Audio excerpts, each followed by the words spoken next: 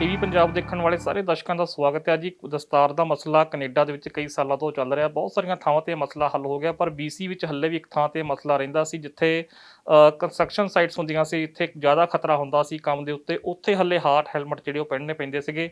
ਪਰ British Columbia ਸਰਕਾਰ ਵੱਲੋਂ ਬੀਤੇ ਦਿਨ ਅਨਾਊਂਸਮੈਂਟ ਕੀਤੀ ਗਈ ਕਿ ਉੱਥੇ ਵੀ ਹੁਣ ਸੁਰੱਖਿਆ ਦੇ ਹਾਲਾਤਾਂ ਨੂੰ ਦੇਖਦਿਆਂ ਹੋਇਆਂ ਜਿਹੜੀ ਦਸਤਾਰ ਹੈ ਉਹ ਅਲਾਉ ਕੀਤੀ ਜਾਏਗੀ। ਸੋ ਉਸ ਸੰਬੰਧੀ ਵੀ ਗੱਲਬਾਤ ਕਰਾਂਗੇ। ਮਿਨੀਮਮ ਵੇਜ ਵੀ ਵਧਾਈ ਗਈ ਆ। ਹੋਰ ਵੀ ਕੁਝ ਸਥਾਨਕ ਮਸਲੇ ਉਹਨਾਂ ਉੱਤੇ ਗੱਲਬਾਤ ਕਰਨ ਲਈ ਸਾਡੇ ਨਾਲ ਅੱਜ ਮੌਜੂਦ ਨੇ ਬ੍ਰਿਟਿਸ਼ ਕੋਲੰਬੀਆ ਦੇ ਲੇਬਰ ਮਿਨਿਸਟਰ ਹੈਰੀ ਬੈਂਸ ਹੁਣੀ। ਸੋ ਸਭ ਤੋਂ ਪਹਿਲਾਂ ਤਾਂ ਬੈਂਸ ਸਾਹਿਬ ਬਹੁਤ-ਬਹੁਤ ਸਵਾਗਤ ਹੈ ਟੀਵੀ ਪੰਜਾਬ ਤੇ। ਧੰਨਵਾਦ ਜੀ ਤੁਹਾਡਾ ਬਹੁਤ-ਬਹੁਤ। ਸਭ ਤੋਂ ਪਹਿਲਾਂ ਤਾਂ ਦਸਤਾਰ ਵਾਲੇ ਮਸਲੇ ਤੋਂ ਸ਼ੁਰੂਆਤ ਕਰ ਲੈਂਦੇ ਹਾਂ, ਕਿਉਂਕਿ ਲੰਬੇ ਸਮੇਂ ਤੋਂ ਪਹਿਲਾਂ ਵੀ ਕਈ ਵਾਰ ਮੰਗ ਉੱਠੀ ਸੀਗੀ ਇਹ। ਸੋ ਇਹਦੇ ਵਿੱਚ ਹੁਣ ਹੱਲ ਕੀ ਕੱਢਿਆ ਗਿਆ? ਦੇਖੋ, ਆਪਾਂ ਮਲਟੀਕਲਚਰਲ ਦੇਸ਼ ਹੈਗਾ ਸਾਡਾ ਇਹ ਕੈਨੇਡਾ। ਸਾਡਾ ਸੂਬਾ ਮਲਟੀਕਲਚਰਲ ਹੈਗਾ। ਇੱਥੇ ਹਰ ਟਾਈਪ ਦੇ ਲੋਕ ਡਿਫਰੈਂਟ ਬੈਕਗਰਾਊਂਡ ਤੋਂ ਆ ਕੇ ਇੱਥੇ ਰਹਿੰਦੇ ਆ। ਔਰ ਸਾਡਾ ਕਨਸਟੀਟਿਊਸ਼ਨ ਕਹਿੰਦਾ ਕਿ ਤੁਸੀਂ ਆਪਣੇ ਧਰਮ ਨੂੰ ਪਾਲਦੇ ਹੋਏ ਆਪਣੇ ਕੰਮਾਂ ਦੇ ਵਿੱਚ ਜਾ ਸਕਦੇ ਆ। ਪਰ BC ਦੇ ਵਿੱਚ ਕਿ ਸਾਰੇ ਕੈਨੇਡਾ ਦੇ ਵਿੱਚ ਹੈਗਾ ਸੀਗਾ ਕਿ ਜੇ ਤੁਸੀਂ ਕੰਮ 'ਤੇ ਜਦੋਂ ਜਾਂਦੇ ਸੀਗੇ, ਉੱਥੇ ਰਿਕੁਆਇਰਮੈਂਟ ਹੁੰਦੀ ਸੀ ਕਿ ਤੁਹਾਨੂੰ ਹਾਰਡ ਹੈਟ ਪਾਉਣਾ ਪੈਣਾ। ਕਈਆਂ ਕੰਮਾਂ ਵਾਲਿਆਂ ਤਾਂ ਬਲੈਂਕਟ ਪਾਲਿਸੀ ਬਣਾਈ ਹੋਈ ਆ ਕਿ ਜਦੋਂ ਤੁਸੀਂ ਸਾਡੇ ਗੇਟ ਦੇ ਅੰਦਰ ਹੋਵੋ, ਉਸ ਵੇਲੇ ਹਾਰਡ ਹੈਟ ਪਾਉਣਾ ਪੈਣਾ, ਭਾਵੇਂ ਕੋਈ ਖਤਰਾ ਤੁਹਾਡੇ ਹੈਡ ਇੰਜਰੀ ਦਾ ਹੈਗਾ ਜਾਂ ਨਹੀਂ ਹੈਗਾ। ਸੋ ਮੈਂ ਜਦੋਂ ਅਸੀਂ ਆਪੋਜੀਸ਼ਨ ਵਿੱਚ ਵੀ ਸੀਗੇ ਪਹਿਲਾਂ ਕਾਫੀ ਸਾਲ ਹੈਗਾ, ਤਾਂ ਸਾਡੇ ਤਕਰੀਬਨ 20 ਤੋਂ ਵੱਧ ਸਿੱਖ ਸੁਸਾਇਟੀਜ਼ ਅਤੇ ਸਾਡੇ ਸਿੱਖ ਲੀਡਰ ਜਿਹੜੇ ਆ ਉਹ ਸਾਰੇ ਉਹਨਾਂ ਨੇ ਇੱਕ ਪਟੀਸ਼ਨ 25,000 ਨਾਂ ਦਾ ਪਟੀਸ਼ਨ ਦਿੱਤਾ, ਮੈਨੂੰ ਵੀ ਦਿੱਤਾ ਅਤੇ ਉਸ ਵੇਲੇ ਦੀ ਸਰਕਾਰ ਨੂੰ ਵੀ ਦਿੱਤਾ ਕਿ ਇਹਦੇ 'ਤੇ ਗੌਰ ਕਰਨ ਦੀ ਲੋੜ ਹੈਗੀ ਆ। ਪਰ ਉਹ ਸਰਕਾਰ ਨੇ ਜਵਾਬ ਦੇ ਦਿੱਤਾ ਉਸ ਵੇਲੇ। ਉਦੋਂ ਪਹਿਲਾਂ ਵੀ ਜਵਾਬ ਦਿੰਦੇ ਆ ਰਹੇ ਸੀ। ਅਤੇ ਉਹ ਜਦੋਂ ਸਾਡੀ ਸਰਕਾਰ ਬਣੀ 2017 ਦੇ ਵਿੱਚ, ਤਾਂ ਫਿਰ ਉਹਨਾਂ ਨੇ ਮੈਨੂੰ ਫਿਰ ਅਪਰੋਚ ਕੀਤੀ, ਸਾਡੀ ਸਰਕਾਰ ਨੂੰ ਅਪਰੋਚ ਕੀਤੀ। ਅਤੇ ਮੈਂ ਫਿਰ 2019 ਦੇ ਵਿੱਚ WCB ਨੂੰ ਲੈਟਰ ਲਿਖਿਆ ਕਿ ਜਿਹੜੀ ਧਰਮ ਦੀ ਆਜ਼ਾਦੀ ਹੈਗੀ ਆ ਉਹਨੂੰ ਕਾਇਮ ਰੱਖਦੇ ਹੋਏ ਅਤੇ ਨਾਲ ਦੀ ਨਾਲ ਵਰਕਰਾਂ ਦੀ ਜਿਹੜੀ ਸੇਫਟੀ ਹੈਗੀ ਆ ਉਹਨੂੰ ਕਾਇਮ ਰੱਖਦੇ ਹੋਏ ਇਹਦੇ ਬਾਰੇ ਮੈਨੂੰ ਦੱਸੋ ਕਿਸ ਤਰ੍ਹਾਂ ਆਪਾਂ ਇਹਦਾ ਹੱਲ ਲੱਭ ਸਕਦੇ ਹਾਂ। ਸੋ ਕੁਛ ਹਫ਼ਤੇ ਪਹਿਲਾਂ ਉਹਨਾਂ ਨੇ ਇੱਕ ਰੈਗੂਲੇਸ਼ਨ ਨਵਾਂ ਲਿਆਂਦਾ, ਜਿਹਦੇ ਮੁਤਾਬਕ ਹੁਣ ਇਹ ਹੋਏਗਾ ਕਿ ਹਾਰਡ ਹੈਟ ਪਾਉਣ ਤੋਂ ਪਹਿਲਾਂ ਉਹ ਦੇਖਣਗੇ, ਇੱਕ ਉਹ ਐਨਾਲਾਈਜ਼ ਕਰਨਗੇ ਰਿਸਕ ਨੂੰ ਜਿਹੜਾ ਹੈਗਾ ਐਨਾਲਾਈਜ਼ ਕਰਨਗੇ ਕਿ ਇੱਥੇ ਹੈਡ ਇੰਜਰੀ ਦਾ ਕੋਈ ਹੈ ਖਤਰਾ। ਜੇ ਖਤਰਾ ਤਾਂ ਉਹਨੂੰ ਪਹਿਲਾਂ ਰਿਮੂਵ ਕਰੋ, ਚਾਹੇ ਇੰਜੀਨੀਅਰਿੰਗ ਮੈਥਡ ਲੈਣ, ਚਾਹੇ ਉਹ ਐਡਮਿਨਿਸਟ੍ਰੇਟਿਵ ਮੈਥਡ ਹੋਵੇ। ਅਤੇ ਜੇ ਉਹ ਰਿਮੂਵ ਹੋ ਜਾਂਦਾ ਤਾਂ ਫਿਰ ਕੋਈ ਹੈਡ ਇੰਜਰੀ ਦਾ ਖਤਰਾ ਨਹੀਂ ਰਹਿ ਗਿਆ, ਅਤੇ ਇਹਦਾ ਮਤਲਬ ਆ ਵਰਕਰ ਹੋਰ ਵੀ ਸੇਫ ਹੋ ਗਏ। ਅਤੇ ਆਪਣੇ ਖਾਸ ਤੌਰ 'ਤੇ ਸਰਦਾਰ ਲੋਕ ਜਿਹੜੇ ਆ ਪੱਗ ਬੰਨ੍ਹ ਕੇ ਕੰਮ 'ਤੇ ਜਾਂਦੇ ਆ, ਅਤੇ ਉਹਨਾਂ ਨੂੰ ਹਾਰਡ ਹੈਟ ਪਾਉਣਾ ਵੀ ਜ਼ਰੂਰੀ ਨਹੀਂ ਹੋਏਗਾ। ਸੋ ਇਹਦੇ ਨਾਲ ਵਰਕਰਾਂ ਦੀ ਸੇਫਟੀ ਵੀ ਵਧੀ ਅਤੇ ਨਾਲ ਦੀ ਨਾਲ ਧਰਮ ਦੀ ਜਿਹੜੀ ਹੈਗੀ ਆ ਪਾਲਣਾ ਕਰਦੇ ਹੋਏ ਵੱਧ ਤੋਂ ਵੱਧ ਲੋਕ ਸਾਡੇ ਕੰਮਾਂ ਦੇ ਵਿੱਚ ਸ਼ਾਮਲ ਹੋ ਸਕਦੇ ਆ।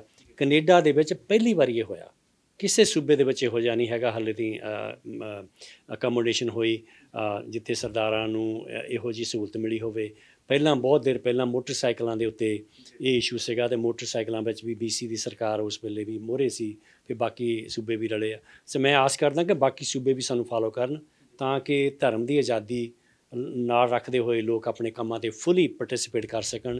ਕਿਉਂਕਿ ਜੇ ਅਸੀਂ 2021 ਦੇ ਵਿੱਚ ਕੈਨੇਡਾ ਵਰਗੇ ਦੇਸ਼ ਦੇ ਵਿੱਚ ਰਹਿਣਾ, ਅਤੇ ਧਰਮ ਦੀ ਆਜ਼ਾਦੀ ਵੀ ਪੂਰੀ ਚਾਹੀਦੀ ਤੁਹਾਨੂੰ, ਅਤੇ ਨਾਲ ਦੀ ਨਾਲ ਤੁਸੀਂ ਕੰਮ ਦੇ ਵਿੱਚ ਫੁੱਲੀ ਪਾਰਟੀਸਪੇਟ ਵੀ ਕਰ ਸਕੋ। ਉਹ ਜਿਹੜੇ ਰਸਤੇ ਦੇ ਵਿੱਚ ਸਿਸਟੈਮਿਕ ਰੋੜੇ ਅੜਾਏ ਹੋਏ ਸੀ ਉਹ ਖਤਮ ਹੋ ਜਾਣ।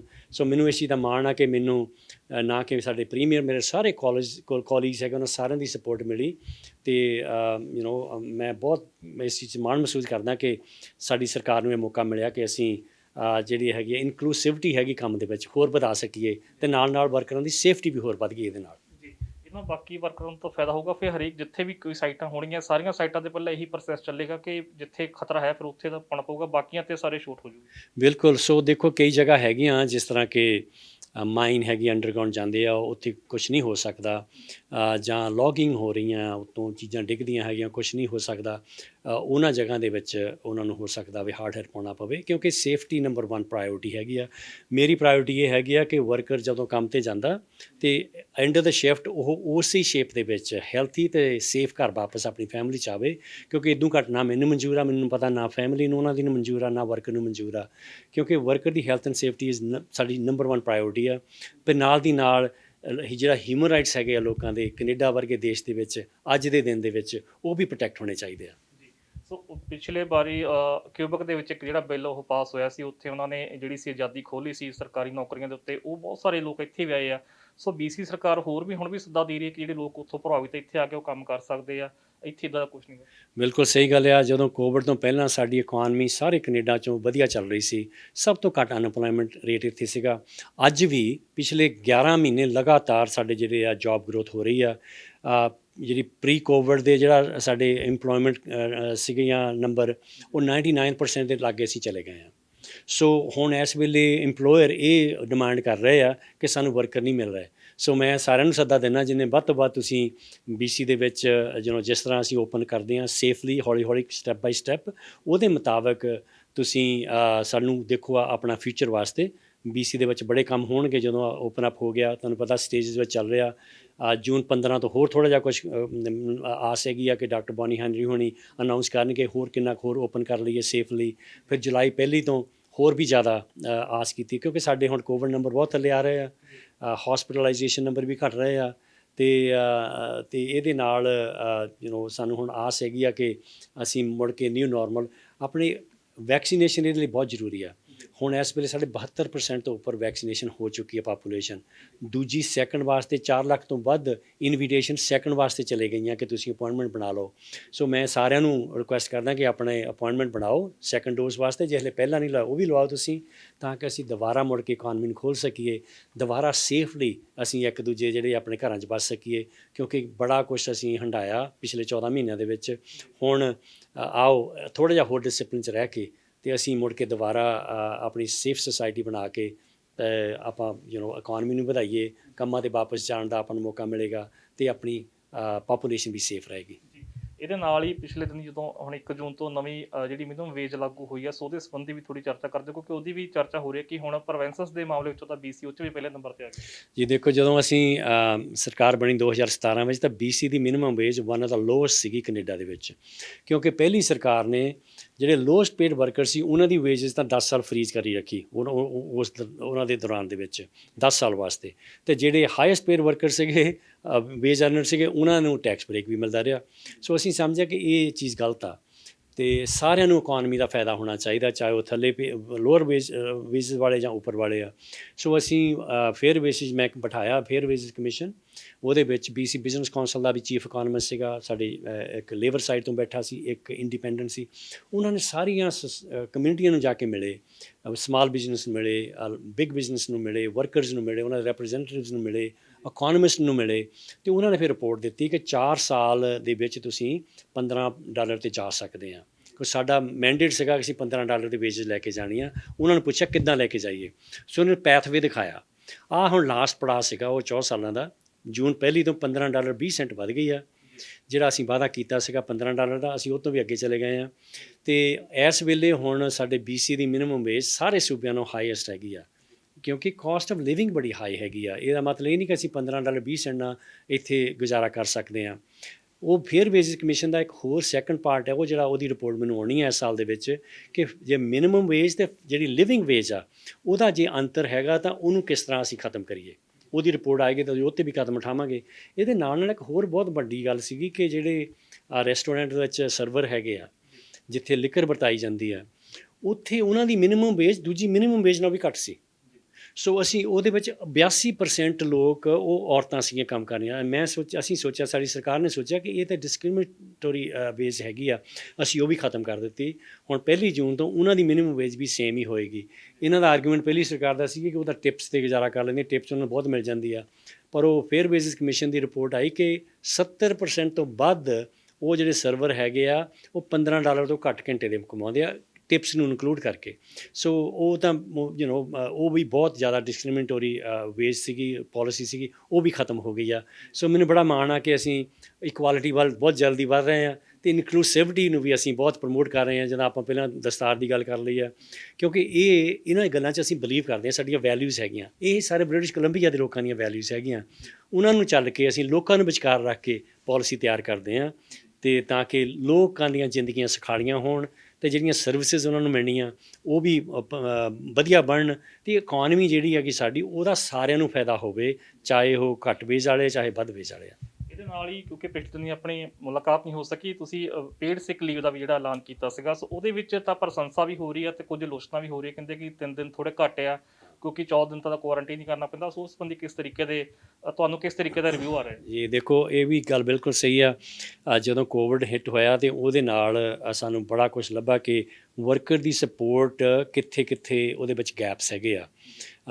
ਹੁਣ ਸਾਡੇ ਤਾਂ ਇੱਥੇ BC ਦੇ ਵਿੱਚ ਤਾਂ ਵਰਕਰ ਜੇ ਬਿਮਾਰ ਹੋ ਜਾਂਦਾ, ਅਸੀਂ ਨੌਨ ਯੂਨੀਅਨ ਸਾਈਡ ਦੇ ਵਿੱਚ ਉਹਨੂੰ ਸਿਕ ਲੀਵ ਵੀ ਅਲਾਉਡ ਨਹੀਂ ਸੀਗੀ। ਅਸੀਂ ਪਹਿਲਾਂ ਤਾਂ ਉਹ ਕੀਤੀ ਕਿ ਜੇ ਬਿਮਾਰ ਹੋ ਗਿਆ ਤਾਂ ਤੁਸੀਂ ਤੁਹਾਡੀ ਕੰਮ ਕਾਇਮ ਰਹੇਗਾ। ਜੇ ਕੋਵਿਡ ਨਾਲ ਬਿਮਾਰ ਹੋਏ ਤੁਸੀਂ ਕੰਮ ਤੇ ਫਿਰ ਵਾਪਸ ਜਾ ਸਕਦੇ ਆ, ਜੌਬ ਤੁਹਾਡੀ ਕਾਇਮ ਹੋਏਗੀ। ਦੂਜੀ ਗੱਲ ਫਿਰ ਦੇਖੀ ਕਿ ਉਹ ਜੇ ਬਿਮਾਰ ਆ ਤਾਂ ਕੰਮ ਤੇ ਜਾਂਦੇ ਆ ਤਾਂ ਉਹਨਾਂ ਕੋਵਿਡ ਟਰਾਂਸਮਿਟ ਬਹੁਤ ਜ਼ਿਆਦਾ ਹੁੰਦਾ ਸੀ। ਕਈ ਵਾਰੀ ਉਹ ਸਾਰੇ ਬਿਜ਼ਨਸ ਬੰਦ ਕਰਨੇ ਪੈਂਦੇ ਸੀ। ਉਹ ਕਿਉਂ ਜਾਂਦੇ ਸੀ? ਕਿਉਂਕਿ ਉਹ ਅਫੋਰਡ ਨਹੀਂ ਕਰ ਸਕਦੇ, ਕਿਉਂਕਿ ਪੇਚੈਕ ਟੂ ਪੇਚੈਕ ਹੁੰਦੇ ਆ, ਉਹ 1 ਜਾਂ 2 ਦਿਨ ਆਫ ਨਹੀਂ ਕਰ ਸਕਦੇ ਸੀ। ਸੋ ਅਸੀਂ ਇਹ ਕੀਤਾ ਕਿ ਹੁਣ ਤੋਂ ਲੈ ਕੇ ਦਸੰਬਰ ਤੱਕ 3 ਦਿਨ ਪੇਡ ਸਿਕ ਲੀਵ ਲਈ ਹਰ ਵਰਕਰ ਅਨਟਾਈਟਲਡ ਹੈਗਾ। ਨਾਲ ਦੀ ਇਹ ਵੀ ਪਤਾ ਵੀ ਬਿਜ਼ਨਸ ਵੀ ਕਾਫੀ ਹਰਟ ਹੋ ਰਹੇ ਹੱਲੇ। ਉਹਨਾਂ ਨੂੰ ਅਸੀਂ ਕਿਹਾ ਸਰਕਾਰ $200 ਪਰ ਡੇ ਉਸ ਵਰਕਰ ਦੇ ਬਿਹਾਫ 'ਤੇ ਉਸ ਇੰਪਲੋਇਰ ਨੂੰ ਰੀਇੰਬਰਸ ਕਰੇਗੀ ਦਸੰਬਰ ਤੱਕ।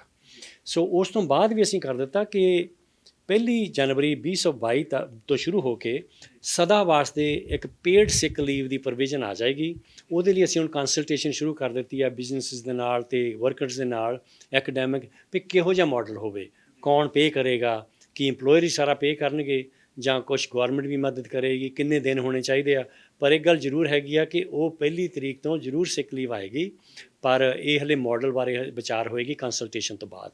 ਜੀ, ਹੁਣ 2 ਮਸਲੇ ਡੋਮੈਸਟਿਕ ਇੱਥੇ ਜਿਹੜੇ ਇਸ ਵਕਤ ਸਮੱਸਿਆਵਾਂ ਆਈਆਂ ਹੋਈਆਂ, ਉਹਦੇ ਵਿੱਚ ਇੱਕ ਤਾਂ ਪਹਿਲਾਂ UTA ਜਿਹੜੇ ਟਰੱਕ ਯੂਨੀਅਨ ਵਾਲੇ ਆ, ਉਹ ਕੱਲ੍ਹ ਨੂੰ ਤੁਹਾਡੇ ਵੀ ਇੱਥੇ ਪ੍ਰੋਟੈਸਟ ਕਰਨ ਲਈ ਆ ਰਹੇ ਆ। ਕਹਿੰਦੇ ਕਿ ਸਾਡਾ ਵਾਅਦਾ ਹਰੀਵੰਸ਼ ਉਹਨਾਂ ਨੇ ਕੀਤਾ ਸੀ ਸਰਕਾਰ ਬਣਨ ਤੋਂ ਪਹਿਲਾਂ, ਪਰ ਅੱਜ ਤੱਕ ਉਹ ਪੂਰਾ ਨਹੀਂ ਹੋਇਆ। ਦੇਖੋ, ਮੈਂ ਤੁਹਾਨੂੰ ਦੱਸਦਾ ਕਿ ਮੈਂ ਟਰੱਕਰਸ ਵੀਰਾਂ ਦੇ ਨਾਲ 2014 ਤੋਂ ਖੜਾ ਆ ਰਿਹਾ। ਸਾਡੀ ਸਰਕਾਰ ਇਹਨਾਂ ਨਾਲ ਖੜੀ ਆ। ਜਦੋਂ ਕਿ ਇਹਨਾਂ ਦੀ ਪਹਿਲਾਂ ਸਟ੍ਰਾਈਕ ਹੋਈ ਸੀ, ਬੜੇ ਉਸ ਵੇਲੇ ਇਸ਼ੂ ਸੀਗੇ। ਜਦੋਂ ਸਾਡੀ ਸਰਕਾਰ ਬਣੀ, ਜਿਹੜੇ ਇਸ਼ੂ ਰਹਿੰਦੇ ਸੀਗੇ ਅਸੀਂ ਉਹ ਸਾਰੇ ਤਕਰੀਬਨ ਖਤਮ ਕਰ ਦਿੱਤੇ, ਪੂਰੇ ਕਰ ਦਿੱਤੇ। ਵੇਜਸ ਪਹਿਲਾਂ ਆ ਕੇ ਵਧਾਈਆਂ, ਫਿਰ ਇਹਨਾਂ ਨੂੰ ਖਾਲੀ ਚੈਸਿਸ ਦੇ ਪੈਸੇ ਨਹੀਂ ਸੀ ਮਿਲਦੇ, ਉਹ $25 ਹੋ ਗਏ। ਕੱਲ੍ਹ ਹੀ ਮੈਨੂੰ ਇੱਕ ਡਰਾਈਵਰ ਦਾ ਫੋਨ ਆਇਆ, ਉਹ ਕਹਿੰਦਾ ਭਾਜੀ ਮੈਂ 3000 ਮੇਰੀ ਇਨਕਮ ਮਹੀਨੇ ਦੀ ਵਧ ਗਈ ਇਹਦੇ ਨਾਲ। ਫਿਰ ਅਸੀਂ 2018 ਦੇ ਵਿੱਚ ਫਿਰ ਵੇਜਸ ਵਧਾਈਆਂ। ਨਾਲ ਦੀ ਨਾਲ ਇਹਨਾਂ ਦਾ ਕਾਲ ਆਊਟ ਟਾਈਮ ਜਿਹੜਾ ਸੀਗਾ ਮਿਨੀਮਮ $200 ਉਹ ਵਧਾ ਕੇ 300 ਕਰ ਦਿੱਤਾ। ਫਿਰ ਜਿਹੜੇ ਹੈਗੇ ਆ ਓਨਰ ਆਪਰੇਟਰ ਆ, ਉਹਨਾਂ ਦੀ ਵੇਜਸ ਵਧਾ ਕੇ ਓਵਰ 10% ਉਹ ਵਧੀ ਆ। ਫਿਰ ਜਿਹੜੇ ਜ਼ੋਨ ਸੀਗੇ, ਇੱਕ ਜ਼ੋਨ ਤੋਂ ਦੂਜੇ ਜ਼ੋਨ ਦੇ ਰੇਟ ਸੈੱਟ ਜਿਹਦੇ ਨਾਲ ਹੁੰਦੇ ਆ, ਉਹ ਵੀ ਰੀਅਰੇਂਜ ਕੀਤੇ। ਉਹਦੇ ਨਾਲ ਵੀ ਕਾਫੀ ਜ਼ਿਆਦਾ ਲੋਕਾਂ ਨੂੰ ਜਿਹੜਾ ਹੈ ਫਾਈਨੈਂਸ਼ੀਅਲੀ ਫਾਇਦਾ ਹੋਇਆ। ਸੋ ਬਹੁਤ ਸਾਰੇ ਪ੍ਰੋਬਲਮ ਜਿਹੜੀਆਂ ਸੀਗੀਆਂ ਸੋਲਵ ਹੋ ਗਈਆਂ। ਇੱਕ ਇਹ ਰਹਿੰਦੀ ਆ ਜਿਹੜੀ ਕਿ ਆਫ ਡਾਕ ਵਾਲੀ ਸੀਗੀ, ਉਹਦੇ 'ਤੇ ਵੀ ਕਮਿਸ਼ਨਰ ਨੇ ਪਹਿਲਾਂ ਉਹਦੀ ਸਟੱਡੀ ਹੁਣ ਕਰਾਈ ਪਿਛਲੇ ਸਾਲ ਦੇ ਐਂਡ ਦੇ ਵਿੱਚ, ਤਾਂ ਕਿ ਪਤਾ ਲੱਗ ਸਕੇ ਐਗਜ਼ੈਕਟਲੀ ਕਿੰਨੀ ਕੁ ਵੱਡੀ ਪ੍ਰੋਬਲਮ ਹੈ, ਕਿੱਥੇ ਪ੍ਰੋਬਲਮ ਆ ਇਹ, ਤਾਂ ਕਿ ਉਹਦਾ ਸਹੀ ਹੱਲ ਲੱਭ ਸਕੇ। ਹੁਣ ਉਹ ਰਿਪੋਰਟ ਤੋਂ ਬਾਅਦ ਉਹਨਾਂ ਨੇ ਆਪਣੇ ਹੱਲ ਦਾ ਸੁਝਾਅ ਦਿੱਤੇ ਆ ਵੀ ਆਫ ਡਾਕ ਦਾ ਸੁਝਾਅ ਹੈਗਾ ਵੀ ਇੱਦਾਂ ਇਹ ਠੀਕ ਹੋ ਸਕਦਾ। ਅਤੇ ਪਰ ਤੁਸੀਂ ਮੈਨੂੰ ਆਪਣੀ ਸਲਾਹ ਦਿਓ ਕਿ ਇਹ ਜਿਹੜੀ ਮੇਰੀ ਸਲਾਹ ਇਹ ਠੀਕ ਆ ਜਾਂ ਹੋਰ ਕੋਈ ਤਰੀਕੇ ਨਾਲ ਇਹਦਾ ਹੱਲ। ਗੱਲ ਇਹ ਅਸੀਂ ਇਹਦਾ ਹੱਲ ਲੱਭਣਾ, ਹੱਲ ਲੱਭ ਰਿਹਾ ਹੋ ਰਿਹਾ, ਪਰ ਅਸੀਂ ਸੁਣ ਰਹੇ ਹਾਂ, ਕਮਿਸ਼ਨਰ ਸੁਣ ਰਿਹਾ ਸਾਰੇ ਟਰੱਕਰਾਂ ਨੂੰ ਵੀ ਤੁਸੀਂ ਦੱਸੋ ਇਹਦਾ ਹੱਲ ਅਸਲੀ ਕੀ ਆ। ਇਹ ਨਾ ਹੋਵੇ ਆਪਾਂ ਕਾਹਲੀ ਵਿੱਚ ਡਿਸੀਜਨ ਲੈ ਲਈਏ ਅਤੇ ਕੱਲ੍ਹ ਨੂੰ ਉਹ ਡਿਸੀਜਨ ਸਹੀ ਨਾ ਹੋਵੇ, ਜਾਂ ਇੱਕ ਗਰੁੱਪ ਨੂੰ ਸੁਣ ਲਈਏ ਅਤੇ ਡਿਸੀਜਨ ਬਣਾ ਲਈਏ, ਉਹ ਵੀ ਸਹੀ ਨਹੀਂ ਹੋਣਾ। ਹੁਣ ਇਸ ਵੇਲੇ ਯੂਨੀਫੋਰ ਦੇ ਵਿੱਚ ਵੀ ਸੈਂਕੜੇ ਦੇ ਹਿਸਾਬ ਨਾਲ ਡਰਾਈਵਰ ਹੈਗੇ ਆ, ਉਹਨਾਂ ਦੀ ਵੀ ਇਨਪੁਟ ਆ ਰਹੀ ਆ। UT ਦੇ ਡਰਾਈਵਰ ਜਿਹੜੇ ਇੰਡੀਵਿਜੂਅਲ ਉਹ ਵੀ ਸੁਝਾਅ ਦੇ ਰਹੇ ਆ, ਅਤੇ ਟੀਮਸਟਰ ਵਾਲੇ ਵੀ ਹੈਗੇ ਆ। ਸੋ ਸਾਰੇ ਉਹਨਾਂ ਦੇ ਸੁਝਾਅ ਆਪਾਂ ਇਕੱਠੇ ਕਰ ਰਹੇ ਹਾਂ। ਆਉਣ ਵਾਲੇ ਕੁਝ ਦਿਨਾਂ ਦੇ ਵਿੱਚ ਹੀ ਇਹਦਾ ਫੈਸਲਾ ਹੋ ਜਾਣਾ। ਫੈਸਲਾ ਆਪਾਂ ਇੱਦਾਂ ਕਰਨਾ ਕਿ ਸਾਰਿਆਂ ਵਾਸਤੇ ਫੇਅਰ ਹੋਵੇ, ਟਰੱਕਰਾਂ ਵਾਸਤੇ ਫੇਅਰ ਹੋਵੇ, ਕੰਪਨੀਆਂ ਜਿਨ੍ਹਾਂ ਨੇ ਉਹ ਕੰਮ ਦੇਣਾ ਉਹਨਾਂ ਵਾਸਤੇ ਫੇਅਰ ਹੋਵੇ ਅਤੇ ਐਫੀਸ਼ੀਐਂਟ ਹੋਵੇ। ਅਤੇ ਉਹ ਤਰੀਕਾ ਜਿਹੜਾ ਹੈਗਾ ਲੱਭ ਰਹੇ ਹਾਂ, ਤਾਂ ਕਿ ਆਪਾਂ ਸੁਣ ਕੇ ਲੱਭਾਂਗੇ। ਜੇ ਸਾਰਿਆਂ ਦੀ ਗੱਲ ਸੁਣਾਂਗੇ ਫਿਰ ਵਧੀਆ ਤਰੀਕਾ ਵਧੀਆ ਹੱਲ ਉਹਦਾ ਹੋਏਗਾ। ਉਹ ਇਸ ਮਹੀਨੇ ਦੇ ਵਿੱਚ ਉਹਦਾ ਜਿਹੜਾ ਹੈ ਕੰਸਲਟੇਸ਼ਨ ਪ੍ਰੋਸੈਸ ਜਿਹੜਾ ਆ ਉਹ ਚੱਲ ਰਿਹਾ। ਸੋ ਉਹ ਤੋਂ ਬਾਅਦ ਹੀ ਡਿਸੀਜਨ ਸਹੀ ਬਣਨਾ, ਪਰ ਬਣ ਜਾਣਾ। ਇਹਦੇ ਨੂੰ ਅਸੀਂ ਹੱਥ ਪਾਇਆ ਹੋਇਆ, ਕਮਿਸ਼ਨਰ ਨੇ ਹੱਥ ਪਾਇਆ ਹੋਇਆ, ਇਹਦਾ ਹੱਲ ਵੀ ਆ ਜਾਣਾ। ਐਕਚੁਅਲੀ ਕਮਿਸ਼ਨਰ ਦੇ ਕੰਮਕਾਜ 'ਤੇ ਜ਼ਿਆਦਾ ਸਵਾਲ ਚੁੱਕੇ ਜਾ ਰਹੇ ਉਹਨਾਂ ਵੱਲੋਂ। ਸੋ ਤੁਹਾਡੀ ਗੱਲਬਾਤ ਹੋਈ ਕੋਈ ਇਸ ਹਫ਼ਤੇ, ਕਿਉਂਕਿ ਉਹਨਾਂ ਨੇ ਪਿਛਲੇ ਹਫ਼ਤੇ ਗੱਠ ਕੀਤਾ ਸੀਗਾ ਅਤੇ ਕੱਲ੍ਹ ਨੂੰ ਹੁਣ ਉਹਨਾਂ ਨੇ ਪ੍ਰੋਟੈਸਟ ਰੱਖਿਆ ਹੋਇਆ। ਮੈਨੂੰ ਲੱਗਦਾ ਇੱਥੇ ਤੁਹਾਡੇ ਆਫਿਸ ਦੇ ਸਾਹਮਣੇ ਵੀ ਆਉਣਗੇ ਅਤੇ ਰਵੀ ਕੱਲ੍ਹ ਉਹਨਾਂ ਦੇ ਸਾਹਮਣੇ ਵੀ ਜਾਣਗੇ। ਦੇਖੋ, ਅਸੀਂ ਮਿਨਿਸਟਰ ਦੇ ਧਿਆਨ ਦੇ ਵਿੱਚ ਸਾਰੀਆਂ ਗੱਲਾਂ ਲੈ ਆਂਦੀਆਂ। ਸਾਡੀਆਂ ਕਾਫੀ ਸਾਡੇ ਸਰੀ ਦੇ MLAs ਜਿਹੜੇ NDP ਦੇ ਆ, ਉਹਨਾਂ ਨੇ ਮਿਨਿਸਟਰ ਦੇ ਨਾਲ ਕਈ ਦਿਨਾਂ ਤੋਂ ਉਹਨਾਂ ਨੇ ਗੱਲ ਦੱਸੀ ਆ ਵੀ UTA ਵਾਲੇ ਕੀ ਦੱਸ ਰਹੇ ਆ, ਅਤੇ ਯੂਨੀਫੋਰ ਵਾਲੇ ਕੀ ਕਹਿ ਰਹੇ ਆ, ਅਤੇ ਦੂਸਰੇ ਟਰੱਕਰ ਕੀ ਕਹਿ ਰਹੇ ਆ, ਕੰਪਨੀਜ਼ ਕੀ ਕਹਿ ਰਹੀਆਂ। ਸੋ ਉਹ ਸਾਰੇ ਜਿਹੜੇ ਉਹਨਾਂ ਦੇ ਜਿਹੜੇ ਹੈਗੇ ਆ ਸੁਝਾਅ ਉਹ ਇਕੱਠੇ ਹੋ ਰਹੇ ਆ। ਉਹ ਜਿਹੜੇ ਇਕੱਠੇ ਹੋ ਗਏ ਸਾਰੇ, ਉਹਨਾਂ ਤੋਂ ਸੁਣ ਕੇ ਹੀ ਫਿਰ ਆਪਾਂ ਸਹੀ ਹੱਲ ਲੱਭ ਸਕਦੇ ਹਾਂ। ਹੱਲ ਆਪਾਂ ਇਹਦਾ ਲੱਭ ਲੈਣਾ, ਪਰ ਇਹ ਆ ਵੀ ਹੁਣ ਥੋੜ੍ਹਾ ਜਿਹਾ ਟਾਈਮ ਹੋਰ ਆਪਾਂ ਨੂੰ ਚਾਹੀਦਾ ਮੈਂ ਤਾਂ ਟਰੱਕ ਵੀਰਾਂ ਨੂੰ ਇਹ ਕਹਿੰਦਾ ਹੱਲ ਆਪਾਂ ਇਹਦਾ ਲੱਭਣਾ, ਜਿੱਦਾਂ ਅੱਗੇ ਬਾਕੀ ਚੀਜ਼ਾਂ ਦੇ ਹੱਲ ਲੱਭ ਰਹੇ ਇਹਦਾ ਹੱਲ ਵੀ ਲੱਭ ਪੈਣਾ। ਅਤੇ ਜਿਹੜੇ ਹੋਰ ਇੱਕ ਦੋ ਇਸ਼ੂ ਭਖ ਰਹੇ ਆ ਉਹਨਾਂ ਦਾ ਹੱਲ ਵੀ ਆਪਾਂ ਉਹਨਾਂ ਦੇ ਧਿਆਨ ਲੈਣ ਦੀ ਗੱਲ। ਸੋ ਅਸੀਂ ਨਾਲ ਹਾਂ, ਕਿਉਂਕਿ ਬਹੁਤ ਜ਼ਰੂਰੀ ਆ ਜਿਹੜੀ ਇੰਡਸਟਰੀ ਸਾਡੇ ਵਾਸਤੇ। ਵੀਰਾਂ ਨੇ ਕਈਆਂ ਨੇ ਲੱਖ 1.5 2 ਲੱਖ ਆਪਣਾ ਖਰਚ ਕਰਕੇ ਆਪਣੀ ਜੌਬ ਲਈ ਹੋਈ ਆ। ਸੋ ਮੈਨੂੰ ਦਰਦ ਆ ਉਹਨਾਂ ਦਾ, ਸਾਰੀ ਸਰਕਾਰ ਨੂੰ ਦਰਦ ਹੈਗਾ ਕਿ ਅਸੀਂ ਸਹੀ ਹੱਲ ਲੱਭੀਏ, ਪਰ ਜਿੰਨਾ ਚਿਰ ਅਸੀਂ ਸੁਣਾਂਗੇ ਨਹੀਂ ਸਾਰੀ ਦੀ ਗੱਲ, ਉਹਦੇ ਵਾਸਤੇ ਥੋੜ੍ਹਾ ਜਿਹਾ ਟਾਈਮ ਚਾਹੀਦਾ। ਇਹ ਹੱਲ ਇਹਦਾ ਆਪਾਂ ਜ਼ਰੂਰ ਲੱਭ ਲੈਣਾ। ਬਹੁਤ ਬਹੁਤ ਧੰਨਵਾਦ ਜੀ ਸਮਾਂ ਦੇਣ ਲਈ ਤੇ ਗੱਲਬਾਤ ਕਰਨ ਲਈ। ਧੰਨਵਾਦ ਜੀ ਤੁਹਾਡਾ। ਸੋ ਇਹ ਸਨ ਸਾਡੇ ਨਾਲ ਹੈਰੀ ਬੈਂਸੋਨੀ, ਲੇਬਰ ਮਿਨਿਸਟਰ ਬ੍ਰਿਟਿਸ਼ ਕੋਲੰਬੀਆ, ਜਿਨ੍ਹਾਂ ਨੇ ਇੱਕ ਤਾਂ ਸਰਕਾਰ ਦੇ ਫੈਸਲੇ ਜਿਹੜੇ ਆਏ ਉਹਨਾਂ 'ਤੇ ਜਾਣਕਾਰੀ ਦਿੱਤੀ ਹੈ, ਨਾਲ ਦੀ ਨਾਲ ਜੋ ਮੁੱਦੇ ਚੱਲ ਰਹੇ ਆ ਉਹਨਾਂ ਸੰਬੰਧੀ ਵੀ ਜਿਹੜੇ ਸਵਾਲ ਸੀ ਉਹਨਾਂ ਦੇ ਜਵਾਬ ਦਿੱਤੇ ਆ। ਸੋ ਇਸੇ ਤਰੀਕੇ ਨਾਲ ਹੋਰ ਵੀ ਜਿਹੜੇ ਸਵਾਲ ਹੋਣਗੇ ਜਵਾਬ ਲੈ ਕੇ ਅਸੀਂ ਤੁਹਾਡੇ ਤੱਕ ਪਹੁੰਚਾਉਂਦੇ ਰਹਾਂਗੇ। ਤੁਸੀਂ ਦੇਖਦੇ ਰਹੋ ਟੀਵੀ ਪੰਜਾਬ। ਸਤਿ ਸ਼੍ਰੀ ਅਕਾਲ ਜੀ, ਮੈਂ ਨਿਰਮਲ ਮਾਨ, ਕੂੜਾ ਟੈਕਸ ਸੈਟਲਮੈਂਟ ਤੋਂ। ਇਹ ਤੁਸੀਂ ਵੀਡੀਓ ਦੇਖ ਰਹੇ ਸੀ ਟੀਵੀ ਪੰਜਾਬ ਦੇ ਉੱਤੇ। ਇਹੋ ਜਿਹੇ ਹੋਰ ਜਾਣਕਾਰੀ ਭਰਪੂਰ ਵੀਡੀਓ ਦੇਖਣ ਵਾਸਤੇ ਟੀਵੀ ਪੰਜਾਬ ਦੇ ਚੈਨਲ ਨੂੰ ਸਬਸਕ੍ਰਾਈਬ ਕਰੋ ਤੇ ਨਾਲ ਹੇਠ ਦਿੱਤੇ ਹੋਏ ਬੈਲ ਆਈਕਨ ਦੇ ਬਟਨ ਦਬਾਓ। ਸਤਿ ਸ਼੍ਰੀ ਅਕਾਲ।